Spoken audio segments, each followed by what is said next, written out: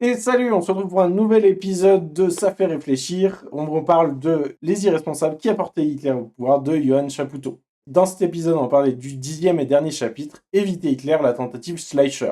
Alors Schleicher, c'est le mec qui est général des armées depuis au moins 1930 et qui fait et défait les gouvernements en menant des intrigues politiques, comme le dit Chapoutot. En été 1932, lui, il se rend compte que les nazis représentent un danger. Donc ce qu'il fait, c'est qu'il met en place une stratégie qui va être de pousser les nazis à la scission. Cette stratégie, elle se base sur le fait qu'il a mis en place des écoutes systématiques des nazis, mais pas seulement, il écoute à peu près tout le monde, hein. Il écoutait aussi les discussions que pouvait avoir von Papen, les discussions que peut avoir le président, donc des écoutes qui sont hors la loi et anticonstitutionnelles, mais aussi parce qu'il est très bien renseigné, il a des gens qu'il connaît au sein du parti nazi qui le renseignent, et lui, il est en contact très régulièrement avec les premiers et deuxième cercles nazis. Ce risque de scission, on en a déjà parlé dans un précédent épisode, mais c'est dû au fait que, d'un côté, Hitler a une stratégie maximaliste, où il veut prendre le pouvoir de manière complète et totale, alors que de l'autre côté, Gregor Strasser, qui est le numéro 2 du parti, lui dit qu'il faudrait à un moment rentrer au gouvernement. Chapoutot, il nous dit: Hitler est en échec sur toute la ligne. Sa ligne, en l'espèce, qui constitue à viser la majorité absolue, ou une prééminence telle que son nom s'imposerait pour la chancellerie, doublement ratée. Les nazis ont atteint leur zénith quantitatif le 31 juillet 1932, et ils reculent désormais partout, dans le même temps où la conjoncture économique, elle, se retourne. Les créations d'emplois atteignant un rythme de croisière de plus de 50 000 par mois, symptôme évident que toutes les courbes, PIB, chômage, création d'entreprises, défaut de paiement, s'inversent.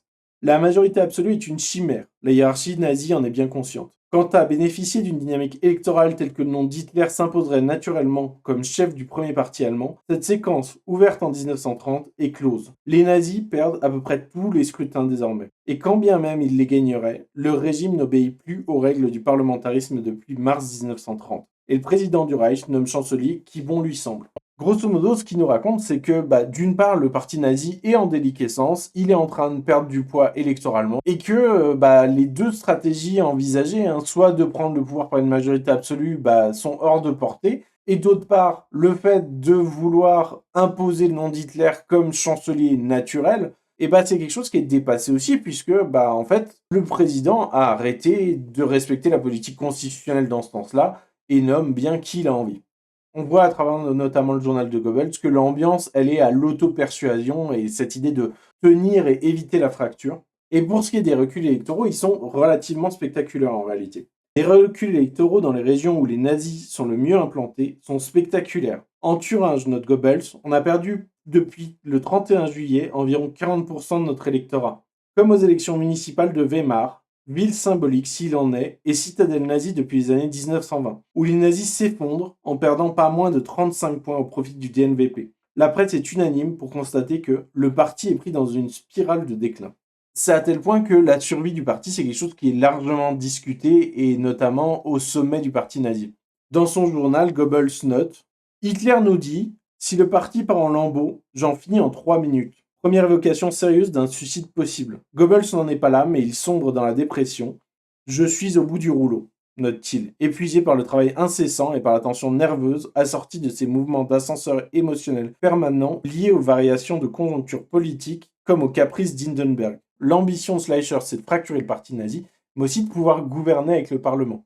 Et du coup, il met une politique en place qu'on appellera le Kehrfront. Donc notamment ce qu'il fait, c'est qu'il invite à la discussion les deux principaux responsables de la Confédération générale des syndicats allemands, ADGB, syndicalistes que souvent le pouvoir a appelés pour négocier avec le SPD à travers eux. Eux arrivent préparés à dire que non, il n'y aura pas de politique de tolérance de la part du SPD, mais en réalité, Schleicher les prend à revers et leur propose en réalité de participer au gouvernement. Il va enclencher un virage social pour les convaincre de participer. Les syndicalistes sont séduits, d'autant plus que questionné sur son rapport à l'État-providence, et s'il compte poursuivre son démantèlement, Schleicher répond vivement: ne pensez pas que je sois aussi stupide, contrairement à ses collègues du gouvernement donc. Alors notamment, il a tout ce truc avec Schleicher où il nous explique que c'est un mec qui est très intelligent, très brillant et très stratège, etc. Mais c'est aussi quelqu'un qui va être connu et reconnu pour dire du mal de tout son entourage, dénigrer ses collègues. Il y a tout ce truc avec von Papen qui considère comme être son pantin, entre guillemets. Il parle de sa créature dans le bouquin. Donc voilà, il précise ça pour rappeler que voilà, Schleicher, c'est le mec qui dit des saloperies un peu sur tout le monde. Schleicher accède aux demandes des deux syndicalistes, qui n'en reviennent pas. Relance de l'emploi dans les grandes largeurs, commande publique, fin des attaques contre le droit du travail et les salaires. Il pense également à nommer Guérec, commissaire du gouvernement, à la relance de l'emploi. Entre parenthèses, Guérec se trouve déjà dans l'antichambre et attend. Donc, grosso modo, c'est un mec qui est venu avec les syndicalistes, qui est leur camarade, quoi. Schleicher promet aussi de revenir sur les mesures antisociales des dernières ordonnances. Une évidence selon lui. Évidence également, la réforme agraire et politique de colonisation à l'Est, que Schleicher soutient à tout égard, comme mesure sociale aussi bien que comme partie intégrante d'une politique démographique de défense du territoire. Les latifondiaires, manifestement, ne lui font pas peur. Il affirme qu'il s'imposera face aux grands agrariens. Ils se contrefichent de leur avis. Ils n'oseront jamais le combattre publiquement. Ils peuvent bien poser des mines dans l'ombre contre lui, mais il se sent assez fort pour les réduire à Kia. Au passage, il souligne que c'est une grande erreur de croire qu'Hindenburg est soumis à l'influence des grands propriétaires de l'Est. Il reçoit en permanence des lettres qui lui enjoignent de se méfier de Schleicher, mais il les lui montre toutes.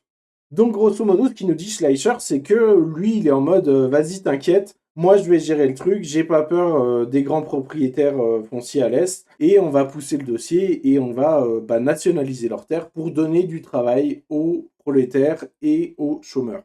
Et donc sa politique à l'Est, elle va être de coloniser les grandes propriétés, c'est-à-dire de racheter des domaines qui sont en perte de vitesse et qui sont en train de se casser la gueule parce que les grands propriétaires peuvent pas les faire fonctionner, pour les vendre à des gens qui sont chômeurs et chômeuses et leur permettre de s'installer dans la partie est du pays et ainsi relancer l'économie et faire baisser le chômage. Rien à craindre de ce côté-là, donc, croit-il.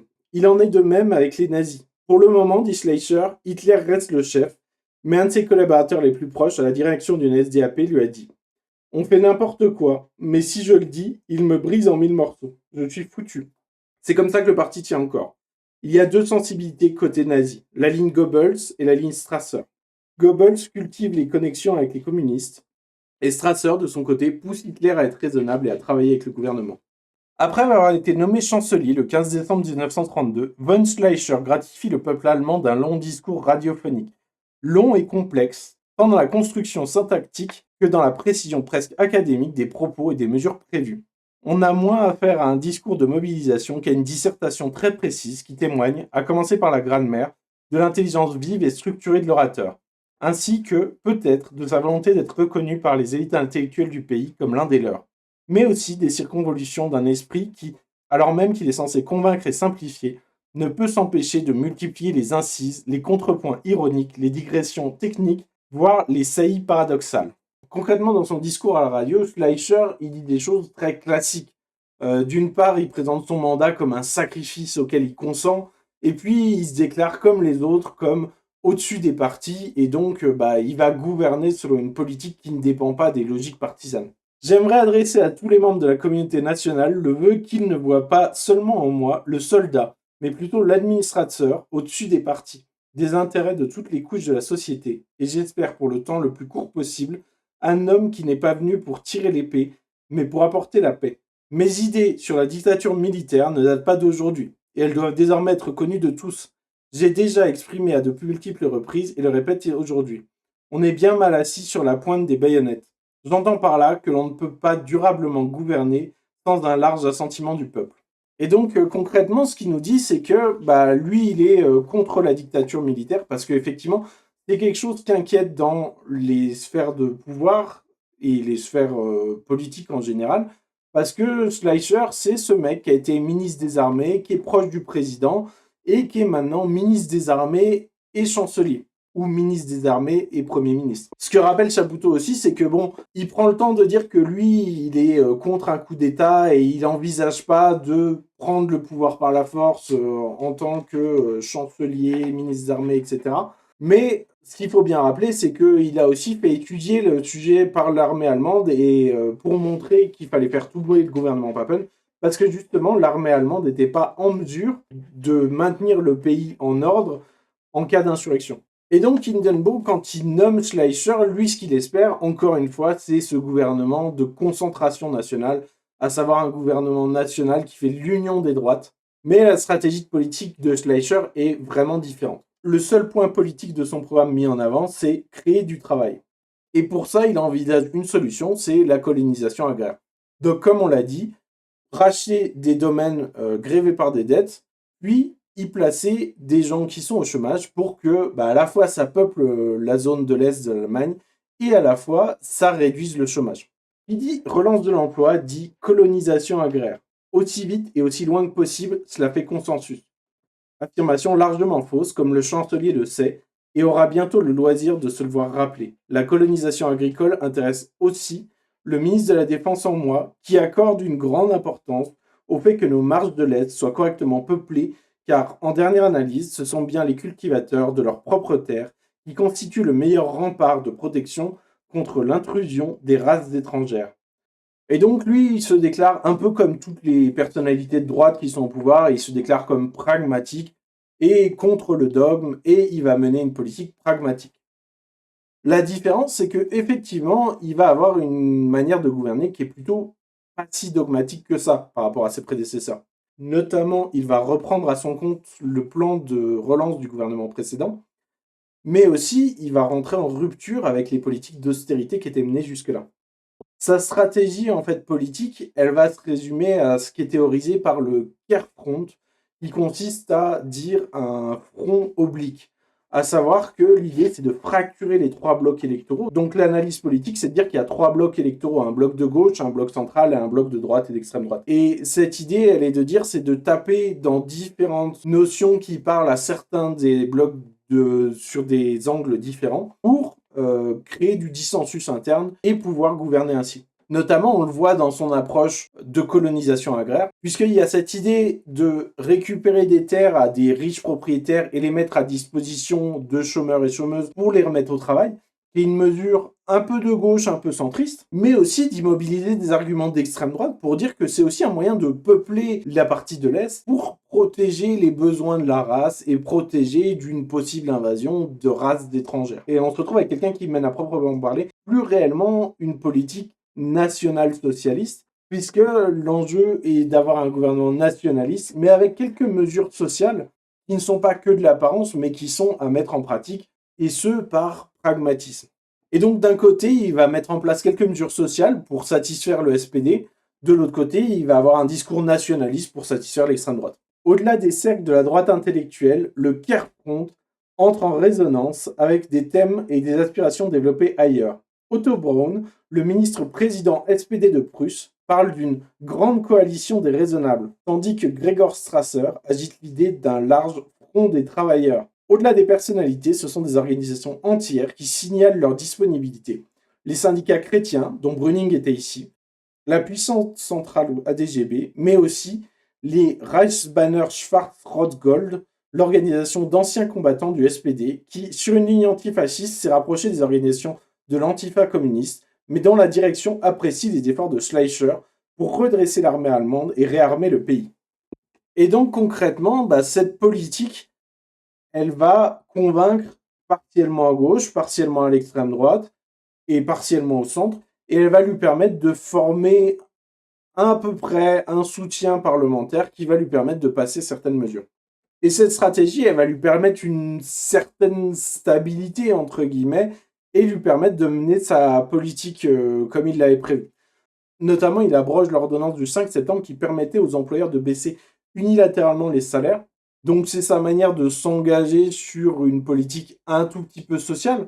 On a envie de dire c'est le minimum, mais c'est déjà une preuve de quelque chose pour les socialistes qui les contente, au moins pour un temps. Et puis en parallèle, il s'accorde avec l'ensemble des partis pour réformer la Constitution, qui dit jusque-là que si le président devient incapable de gouverner, c'est le chancelier qui prend les fonctions du président. Et ça, c'est quelque chose qui effectivement inquiète pas mal de monde, parce que étant ministre des Armées et chancelier, ça inquiète les gens de le voir cumuler ces deux postes plus le poste de président. Donc, lui, il fait la concession de dire non, mais moi, il n'y a pas de souci, je renonce à ça, on met ça dans la Constitution, et puis on s'assure que ce n'est pas le chancelier qui récupère les pouvoirs du président. Ce qui, en réalité, ne sera pas appliqué plus tard, parce que quand les nazis seront au pouvoir plus tard et que le président sera mort, on aura Hitler qui prendra le poste de président et de chancelier. Et ce, peu importe que les nazis soient ceux qui ont instigé le fait de voter ça à l'Assemblée. Mais en effet, c'est une inquiétude pour tout le monde, parce que tout le monde considère que Hindenburg, le président, commence à se faire vieux, à la fois pour sa santé globale, mais aussi pour sa santé mentale. Et puis on va arriver dans une partie du chapitre qui nous parle du changement d'approche, puisque va se lancer une course politique entre Schleicher, qui est chancelier à l'époque, mais qui est sur le déclin, entre guillemets, parce que son temps va durer très peu de temps, et à la fois Hitler et von Papen. L'histoire politique enterre généralement l'expérience Schleicher très tôt, aux alentours du 8 décembre 1932. Car c'est à cette date que Gregor Strasser, qui rassemble ses forces pour affronter Hitler, semble sujet à un effondrement psychique et démissionne de toutes ses fonctions au sein du parti. C'est dans une lettre adressée à R. Hitler et non au Führer que Strasser prend congé, non sans argumenter très précisément sur la stratégie politique générale et sur les options tactiques. Pas vraiment la lettre d'un mélancolique sujet au burn-out, et encore moins une capitulation devant Hitler, mais plutôt une déclaration de guerre, selon les historiens Wolfram Pita et Rainer Horst, qui constatent que les jugements sur Strasser témoignent encore de l'état des sources dans les années 1980. Alors que de nouvelles archives permettent de réévaluer considérablement le champ des possibles dans une démarche d'histoire contrefactuelle particulièrement féconde qui montre comment on aurait pu éviter un chancelier Hitler. De fait, contrairement à ce que l'on disait jusqu'alors, c'est bien l'option Strasser et la réussite du projet de Schleicher qui sont à l'ordre du jour jusque fort tard, au moins jusqu'au 15 janvier 1933, voire au-delà. Les sources récemment exploitées montrent que Schleicher disposait d'informations confidentielles qui le renseignaient quasi quotidiennement sur les débats et dissensions internes au parti nazi. Et donc concrètement, si on est attentif aux dates, l'histoire classique qui était retenue jusqu'à une certaine époque, c'était de dire que l'hypothèse de l'expérience Schleicher, elle se casse la gueule le 8 décembre, en sachant que le mec est nommé chancelier autour du 15 décembre. Donc on estimait à une époque que son pouvoir était compromis avant même qu'il puisse réellement prendre le pouvoir en tant que chancelier. Mais la relecture par des historiens un peu plus récents et un peu plus spécialisés sur le sujet dit qu'en réalité, la politique de Schleicher et l'hypothèse de diviser le parti nazi en appuyant sur le dissensus entre Hitler et Strasser, ça a duré au moins jusqu'au 15 janvier, voire au-delà. Schleicher, il est globalement bien informé de ce qui se passe au sein du parti nazi, notamment via le comte Prince Wilhelm, qui est le fils de Guillaume II. Et ce qui lui revient, c'est que globalement, la ligne de Strasser, elle convainc bon nombre de nazis, et notamment le docteur Frick, qui est le président du groupe parlementaire. Donc, on a d'une part le numéro 2 du parti, d'autre part le président du groupe parlementaire, et aussi, le docteur Frick, c'est aussi le premier nazi à accéder à un poste de ministre en Thuringe. C'est le mec qui a fait la première percée pour le parti nazi. De fait, toute l'énergie du premier cercle nazi est consacrée à stabiliser et sécuriser l'appareil du parti et éviter la dislocation. Le 10 décembre, alors que l'ordre du jour au Reichstag est lourd, Goebbels est sur le qui-vive. Il écoute, espionne, note, complote, travaille au corps tel défaitiste, rattrape au col tel autre et constate, dépité, que Strasser fait la une partout. Il a une bonne presse juive, il le mérite. Chez nous, ambiance sinistre avec des râleurs et des défaitistes. Et globalement, ce que Goebbels nous raconte, c'est qu'il y a énormément de gens au sein du parti nazi qui sont acquis à l'idée que se fait Strasser de la politique amenée. Et donc, si effectivement il mène à bien sa scission, eh bien, le parti nazi va difficilement s'en remettre. On passe évidemment sur la référence antisémite de dire il a une bonne presse juive, parce que bon, on se doute que chez les nazis, c'est ok l'antisémitisme, hein. Mais pour nous, ça vaut le coup d'être noté, juste au cas où. Goebbels assiste également au grand numéro d'Hitler devant les inspecteurs et Gauleiter du NSDAP, puis devant tous les députés du groupe, à l'hôtel Kaiserhof. Hitler déploie toutes ses ressources mélodramatiques et emporte le morceau. Il est fabuleusement sûr de lui. Il détruit Strasser. Ça ulule et ça chiale. Un très grand succès. Au moment de partir, manifestation spontanée de fidélité, tout le monde lui tend la main. Strasser est isolé, c'est un homme mort. Deux choses ici. Goebbels se réjouit, soulagé, que les permanents et élus du parti serrent la main d'Hitler. On en est donc là. Par ailleurs, le docteur Goebbels se révèle être un bien mauvais légiste. Strasser, pour un homme mort, bouge encore.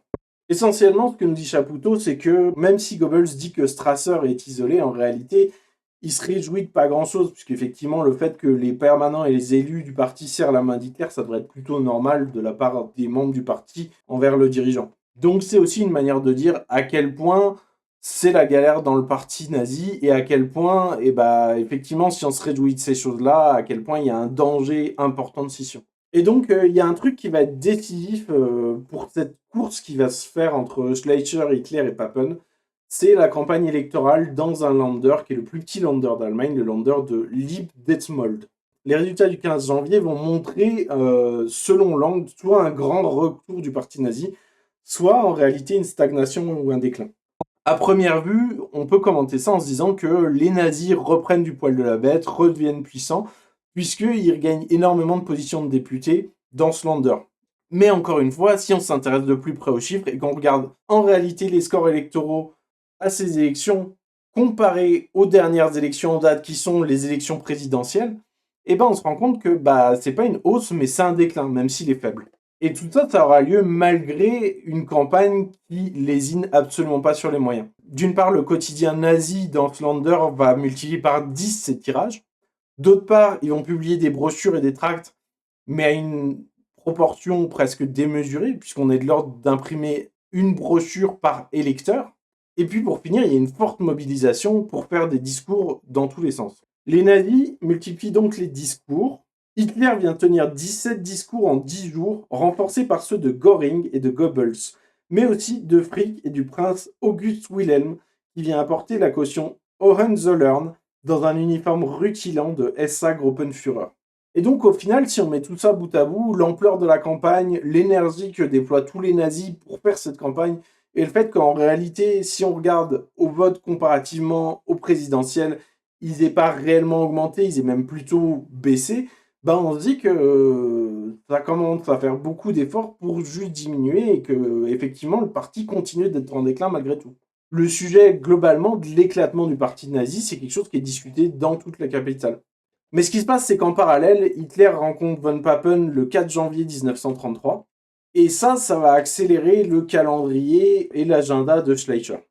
Puisque Schleicher, qui met tout le monde sur écoute, est mis au courant de cette entrevue entre Hitler et von Papen, et décide donc d'accélérer son agenda. Il propose du coup à Strasser d'être vice-chancelier, et organise une entrevue avec le président pour lui présenter Strasser et lui dire, voilà, regarde, ça c'est le nazi qu'on aime bien, et on veut pas d'Hitler. Il propose également à Strasser de dissoudre le Parlement sans organiser de nouvelles élections. Donc, encore une fois, de prendre le pouvoir par la force au niveau de l'exécutif, sans respecter le parlementarisme.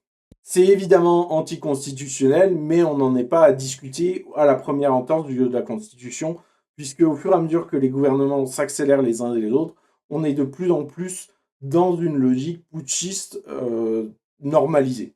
De son côté, Hitler et Papen discutent régulièrement. Ils voient pour la première fois le 4 janvier, donc chez le banquier Schröder, le banquier qui permet de mettre en contact les nazis avec les cercles économiques. Et puis après la rencontre chez le banquier Schröder, les nazis et Papen vont régulièrement se retrouver chez le général von Ribbentrop, et ça va être de plus en plus fréquent. Les 10, 12, 18, 22 janvier, où Hitler aura l'occasion de convaincre Oskar, le fils du président, de soutenir les nazis. À son sujet, il dira « Le petit Hindenburg, un exemple rare de cruche pure et parfaite », confie Hitler à Goebbels quelques jours plus tard. Hitler n'a pas ménagé ses effets sur ce fils d'eux qu'il méprise. Toutes les ressources du Führer, de la séduction matoise à la violence la plus brute, ont dû être mobilisées pour assiéger l'officier médiocre, promu par la grâce du père. Le chef du NSDAP a sans doute menacé Oskar von Hindenburg de poursuivre la campagne contre le scandale des aides pour l'Est, dont la famille du président bénéficie. Le scandale des aides de l'Ouest, c'est quelque chose qu'on parlait dans un précédent épisode, où notamment on parlait du fait que les grands propriétaires terriens à l'Est ont décidé de se rassembler pour racheter les terres du président qu'il avait perdues à cause des dettes et les offrir à son fils. D'une part, il y a un enjeu évident de corruption, et d'autre part, il y a un enjeu de les offrir à son fils pour ne pas les lui offrir à lui et qu'il n'ait pas à payer des droits de succession au moment où il va mourir.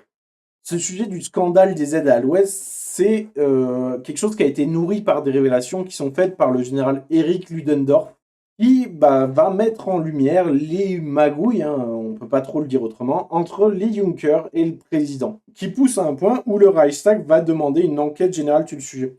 Hitler, il va laisser une tellement forte impression à Oskar von Hindenburg que, notamment, après la mort du président, donc le père de Oskar, Il tiendra un discours à la radio pour notamment dire que oui, bon, on a changé la loi pour dire que le chancelier ne doit pas récupérer le pouvoir du président, mais là, en l'occurrence, c'est Hitler et il devrait récupérer ce rôle parce que c'est comme ça qu'on a pensé le truc et franchement, c'est bien. Et globalement, ces réunions, elles vont continuer, notamment le 24 janvier, à nouveau chez Ribbentrop. Papen va rencontrer Hermann Göring et Wilhelm Frick. Et puis le 25, c'est Oskar von Hindenburg qui revient pour s'entretenir avec Ribbentrop au sujet d'un futur gouvernement Hitler.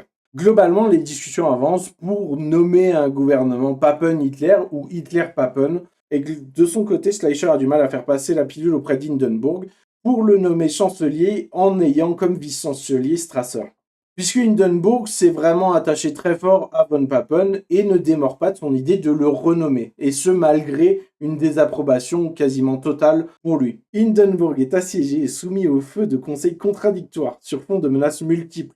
Viol de la Constitution, scandale des aides à l'Est, guerre civile, mais aussi putsch de la Reichswehr, dont le bruit se répand dans Berlin, notamment après une réunion, dimanche 29 janvier, entre Schleicher et plusieurs généraux du ministère, dont certains, Ferdinand von Bedrow en tête, évoquent l'état de siège dans la capitale, l'état d'exception et la loi martiale sur tout le territoire du Reich, la mise aux arrêts du président et son transfert en wagon plombé vers Neudeck.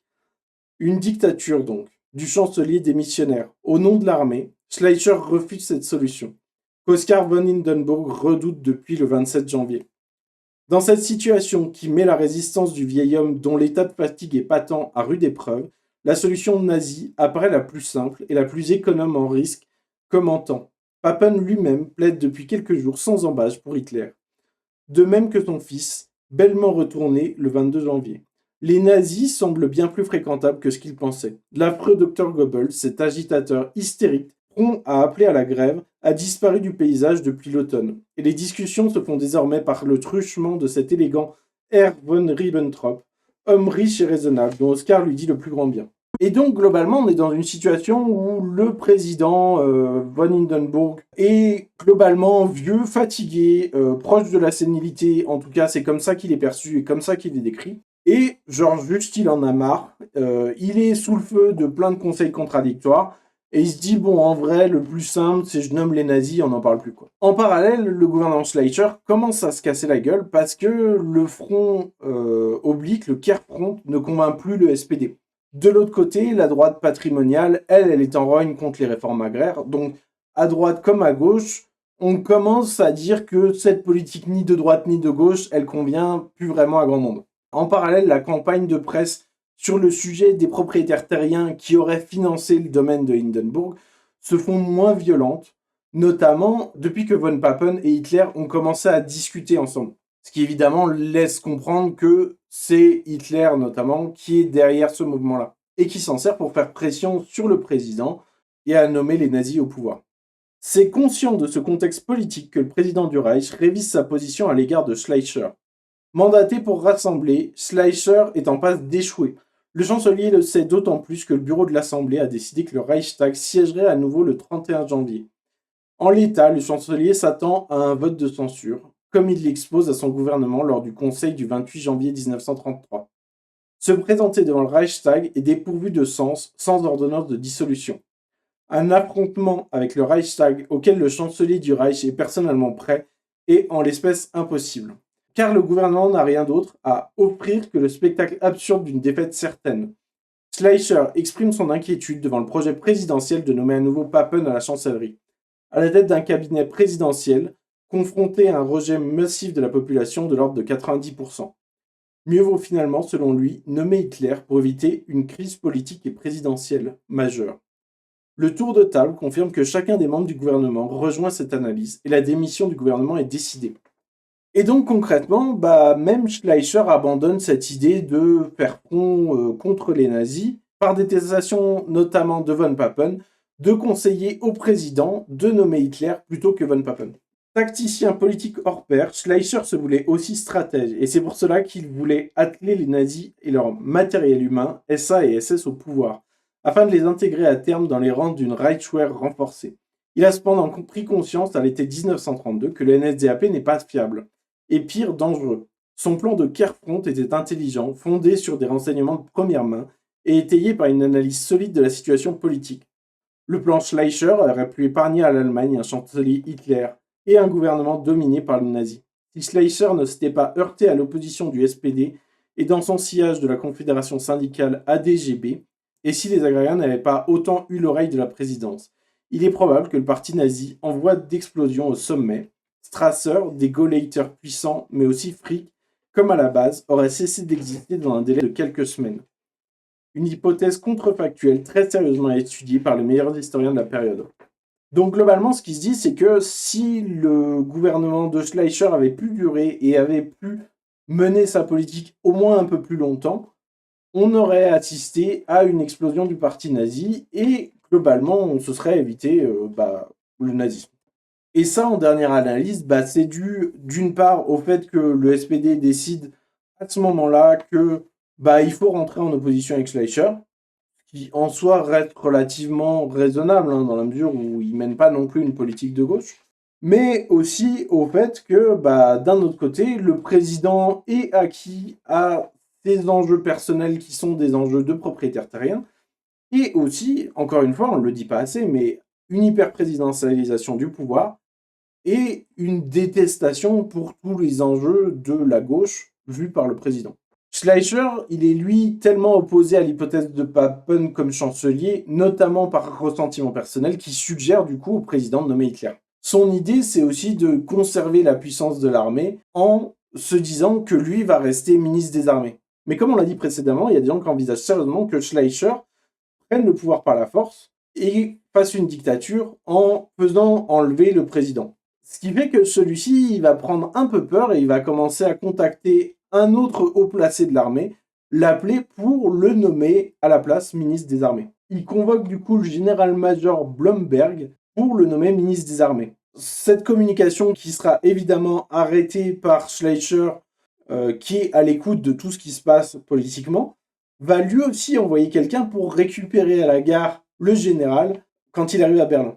Mais le général, face à deux propositions de bien, on va discuter d'une part du ministre des Armées et d'autre part du président, choisit l'ordre hiérarchique et va voir le président. Le président le nomme donc ici et sur place ministre des Armées parce qu'il a peur d'un putsch de la part de Schleicher. Ce qui, encore une fois, c'est en contradiction avec la Constitution parce que nommer les ministres, c'est l'enjeu du chancelier et actuellement, il n'y a pas de chancelier, mais on n'est pas après vu la période. Pendant ce temps, se négocie le gouvernement Hitler von Papen, notamment avec le DNVP et Alfred Hugenberg, dont on a déjà parlé précédemment. Le docteur Goebbels, qui incommode les conservateurs, est exclu de la liste. C'est un élément supplémentaire qui fait accroire que les nazis, finalement, ne sont pas si bien servis. Le chef du gouvernement, certes, mais un seul ministre de plein exercice.